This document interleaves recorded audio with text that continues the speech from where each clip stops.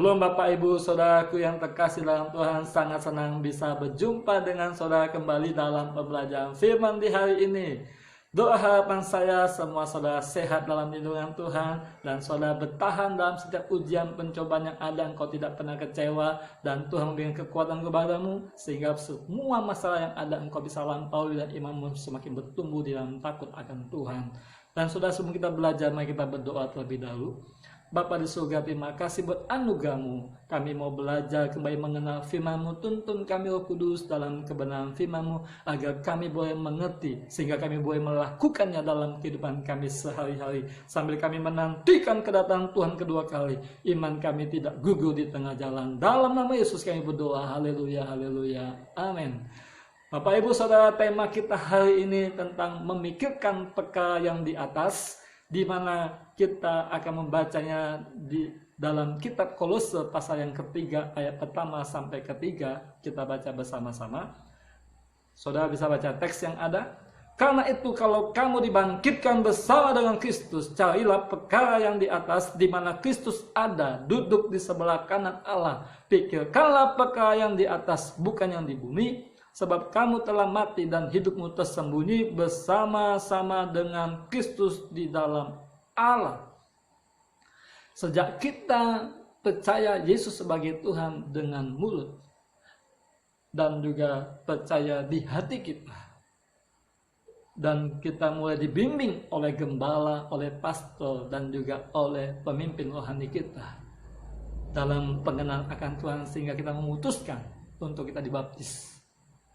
Dan tentunya ketika kita dibaptis, maka saat itu juga kehidupan duniawi kita turut mati di dalam Kristus. Dan ketika kita keluar dari baptisan, atau maksud kita keluar dari air ketika kita dibaptis, maka hidup kita mulai tampil di dalam Kristus. Amin, saudara. Nah, yang Paulus sampaikan kepada jemaat di Kolose, ketika engkau sudah mati di dalam Kristus, maka yang engkau pikirkan hari ini bukan lagi pikiran dunia, tentang dunia, tapi pikirkan perkara-perkara yang di atas, di mana Kristus Allah duduk di mana Kristus duduk di sebelah kanan Allah. Apa itu perkara di atas? Perkara yang di atas tidak ada yang lain, saudara, yaitu bicara tentang kerajaan Allah. Memikirkan bagaimana kerajaan Allah itu semakin hari semakin besar di dalam dunia ini. Doa Bapa kami, Yesus ajarkan pada para murid. Bapa kami di surga, dikuduskanlah namamu, datanglah kerajaanmu, jadilah kehendakmu di atas bumi seperti di surga. Datanglah kerajaanmu di bumi. Saudara, yang Tuhan inginkan, kita memikirkan perkara yang di atas, memikirkan kerajaan Allah itu hadir di bumi ini. Kerajaan Allah yang sudah ada di bumi semakin besar dari hari ke hari. Kita makin memperkecil kerajaan setan, kita memperbesar kerajaan Allah. Itu yang kita pikirkan. Jangan lagi kita mikirkan kerajaan pribadi kita, kerajaan keluarga kita. Kita yang pikirkan adalah kerajaan Allah, saudara. Dalam pembelajaran firman, dari hari ke hari, kita harus mengenal Tuhan dengan baik. Yang Tuhan inginkan kita hari ini adalah memikirkan perkara yang di atas, di mana Kristus ada, duduk di sebelah kanan Allah, dan kita dengan cara membesarkan kerajaan Allah di dalam dunia ini, saudara. Haleluya. Nah, suatu waktu ketika Yesus mau naik ke surga, Yesus menampakkan dirinya kepada para murid setelah kebangkitannya itu 40 hari, saudara. Berulang-ulang Yesus bicara dengan para murid untuk meyakinkan para murid bahwa dirinya sudah bangkit dan menyatakan kepada para murid bahwa pentingnya kerajaan Allah. Kerajaan Allah, kerajaan Allah, kerajaan Allah. Apa itu kerajaan Allah? Kerajaan Allah di mana Allah meminta atas kerajaannya. Ada kehendak Allah di sana untuk semua orang di dalam dunia ini percaya kepada Yesus sebagai Tuhan. Amin, saudara. Itulah isi kerajaan Allah. Allah meminta kehendak Allah, bukan kehendak pribadi. Berulang kali 40 hari Yesus mengajarkan para murid. dalam Kisah Rasul pasal 1 ayat yang ketiga. Namun setelah berkali-kali Yesus mengajarkan Kisah Rasul pasal 1 ayat 6, para murid sendiri bertanya lagi kepada Yesus, Tuhan, maukah engkau pada hari ini memulihkan kerajaan Israel? Berulang kali Tuhan berkata tentang kerajaan Allah, kerajaan Allah, kerajaan Allah. Para murid masih memikirkan kerajaan Israel. Saudara, itu pun Yesus mau naik ke surga. Yang saudara Tuhan inginkan. Pada waktu itu para murid itu melupakan pemulihan kerajaan Israel. Tapi yang Tuhan inginkan lebih daripada kerajaan Israel. Yaitu kerajaan Allah yang hadir di dalam dunia. Sehingga memulihkan bukan hanya bangsa Israel. Tapi seluruh orang Yerusalem. Seluruh orang Yudea. Seluruh orang Samaria. Bahkan seluruh orang di ujung dunia. Untuk bisa mengalami kerajaan Allah. Di mana Allah memerintah di atasnya. Tentu saja pada waktu itu para murid meminta kepada Yesus untuk kerajaan Israel dipulihkan. Kenapa? Karena pada waktu itu kerajaan Israel sedang dijajah oleh orang-orang Romawi, saudara. Mereka ingin dipulihkan. Supaya apa? Kalau kerajaan dipulihkan, dompet mereka dipulihkan juga. Pekerjaan mereka dipulihkan juga. Nah, hal yang sama hal ini Tuhan inginkan. Kita memikirkan kerajaan Allah dibesarkan di dalam dunia ini. Bukan kerajaan diri sendiri lagi. Jangan lagi saudara ingin membesarkan namamu. Mengupayakan supaya posisimu dan perusahaan semakin kuat. Dengan berbagai cara menyikut sana saudara akhirnya naik. Mengupayakan supaya keluarga saudara terpandang di tengah-tengah masyarakat. Kerajaan keluarga saudara dilihat. Bukan itu tujuan akhir kita saudara. Tujuan akhir kita adalah bagaimana kerajaan Allah dibesarkan. Amin. Caranya bagaimana? Ya kita pikirkan. Bagaimana penginjilan terus berlangsung terus menerus. Sehingga banyak jiwa-jiwa yang diselamatkan di luar sana yang masih belum mengenal Tuhan. Mereka akhirnya bertobat menerima Yesus sebagai Tuhan. Itu yang kita pikirkan. Bagaimana caranya ya? Terus yang kita pikirkan juga bagaimana caranya orang-orang yang sudah menerima Injil. Lalu mereka sudah percaya Yesus, mereka tetap kuat di dalam iman, dalam ujian, cobaan, tantangan hidup, mereka tetap bertahan. Itu yang kita pikirkan, bagaimana pembelajaran firman-Nya. Bagaimana supaya terus berlangsung ada hamba-hamba Tuhan yang terus mengajar orang-orang percaya, baik yang ada di kota sampai yang ada di desa, supaya mereka tetap bertahan dalam hidup iman kekristenan. Mereka berakal, mereka kemudian tertanam, berakal, bertumbuh, lalu mereka berbuah. Itu yang kita pikirkan. Bukan saja memikirkan penginjilan. Oke, betul, pikirkan penginjilan betul. Tapi tidak kalah pentingnya itu mempertahankan jiwa yang ada di dalam gereja, yang sudah diselamatkan, yang sudah ada dalam kerajaan Allah. Mereka sudah dibawa keluar, ditarik dari kegelapan, masuk dalam tangan ajaib, dipersiapkan di sini, saudara. Di satu lingkungan, yaitu dalam gereja-gereja lokal. Ini pun perlu kita pikirkan bagaimana iman mereka tetap kuat. Jangan mereka gugur di tengah jalan. Kan banyak hal-hal yang terjadi.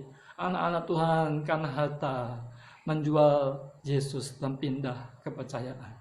Anak-anak Tuhan karena cinta menjual Yesus lalu ikut kekasihnya pindah agama. Banyak hal-hal ini anak-anak Tuhan yang karena posisi kedudukan meninggalkan Yesus untuk mengejar posisi. Nah, ini yang kita harus kuatkan, jemaat-jemaat, jiwa-jiwa yang sudah ada dalam kerajaan Allah. Demikian juga kita pikirkan bagaimana penginjilan keluar. Jadi seimbang, holistik. Yang di luar kita mau ambil, yang di dalam kita pertahankan. Ini yang kita pikirkan bersama-sama sehingga kerajaan Allah makin hari makin besar. Amin, saudara. Sehingga dikatakan dalam Kolose pasal 3 ayat yang keempat, ketika Yesus datang menyatakan dirinya di tengah dunia, kita pun turut bersama-sama Yesus menyatakan diri juga. Karena kita turut mengambil bagian di dalam membesarkan kerajaan Allah. Karena kita hari demi hari mulai memikirkan bagaimana perkara itu terjadi. Kita turut mengambil bagian, saudara. Yang punya uang, tak punya waktu, tak punya tenaga, punya uang, saudara mulai bagikan. Berikan. Sisihkan, ada bagian-bagian keuangan untuk saudara menopang pekerjaan Tuhan. Ada lagi yang tidak punya uang, tapi punya tenaga, punya waktu, punya mulut, punya kaki, punya tangan untuk berjalan, bergerak, memberitakan Injil, menguatkan iman orang percaya. Kerjakan saudara. Itu bagianmu. Ada juga aku tidak punya uang, tidak punya tenaga karena terbatas segala macam.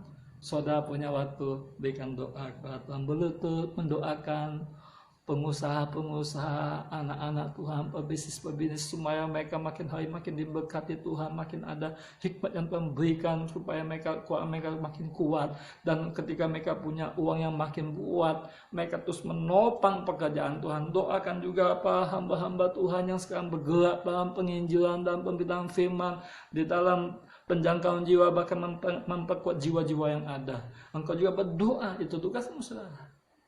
Amin. Nah ini dia, cara kita memikirkan pekerjaan Tuhan semakin besar. Daud seorang yang sibuk, sebagai seorang raja, dia akan mengatur banyak masyarakat. Sebagai seorang raja, dia mengatur juga para prajuritnya untuk berperang. Sibuk.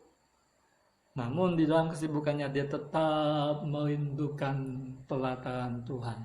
Mazmur 84 ayat 10 mengatakan, lebih baik satu hari di pelataran Allah dan berdiri di ambang pintu rumah Allah daripada 1000 hari di kemah-kemah orang fasik. Saudara, betapa Daud merindukan hadirat Tuhan. Dan kenapa? Karena ketika dia berada dalam hadirat Tuhan, dia merasa kepuasan, kedamaian, ketenangan, sampai akhirnya mulai memikirkan untuk dia membangun rumah Allah. Dia bicara dalam doa kepada Allah. Allah menyampaikan pesan kepada Nabi. Nabi datang kepada Daud dan dikatakan, Daud, engkau tidak boleh membangun rumah Allah, karena tanganmu sudah banyak darah karena akibat peperangan, tetapi anakmu yang membangun. Namun Daud, betapa rindunya Daud, dia mempersiapkan banyak bahan-bahan bangunan, ada emas, ada perak, kayu dan besi yang dipersiapkan Daud, sehingga ketika Salomo tampil jadi raja, Salomo menggunakan bahan-bahan yang dipersiapkan bapaknya untuk membangun bait Allah, ditambah juga tentunya bahan dari Salomo. Saudara yang terkasih, ingat, kita diminta Tuhan untuk mengambil bagian, memikirkan perkara yang di atas. Perkara apa? Yaitu kerajaan Allah, supaya kerajaan Allah makin besar di dalam dunia ini, kerajaan setan makin kecil. Amin saudara. Mulai lakukan serta engkau mendengarkan firman. Engkau tidak bisa memberi uang karena engkau terbatas, engkau berikan tenaga. Engkau nggak bisa berikan tenaga karena terbatas dengan kesehatan, engkau ambil waktu di doa, supaya seluruhnya mendapat bagian di dalam kerajaan surga. Haleluya. Tuhan Yesus memberkati kita berdoa. Bapa, terima kasih buat kebenaran firman hari ini. Izinkanlah Tuhan, kami terlibat di dalamnya untuk mulai membangun kerajaan Allah di dalam dunia ini. Kami memikirkan perkara-perkara yang di atas, di mana Kristus ada di dalamnya, di mana Yesus yang dipermuliakan, kerajaan yang luar biasa, memerintahnya Yesus di tengah dunia. Terima kasih Bapa yang baik. Kami berdoa biar setiap lutut akan bertelut, setiap lidah mengaku Yesus adalah Tuhan. Terpujilah nama Tuhan. Bapa, doa secara khusus hari ini untuk saudara-saudaraku yang sedang sakit. Nyatakan kuasa-Mu Tuhan, sembuhkanlah dalam nama Yesus oleh bilu-bilu-Mu. Sembuhkan setiap yang sakit. Dan setiap saudaraku yang ketemu masalah, ujian, Roh Kudus berikan hikmat-Mu untuk mereka boleh tampil pemenang, keluar dari setiap persoalan masalah hidup yang sedang dialami. Dalam nama Yesus berdoa, haleluya, haleluya, amin. Saudara, jika firman ini boleh berkat bagi saudara, saudara bisa sampaikan, kirimkan, sharekan video ini kepada saudara-saudara kandungmu, saudara seimanmu,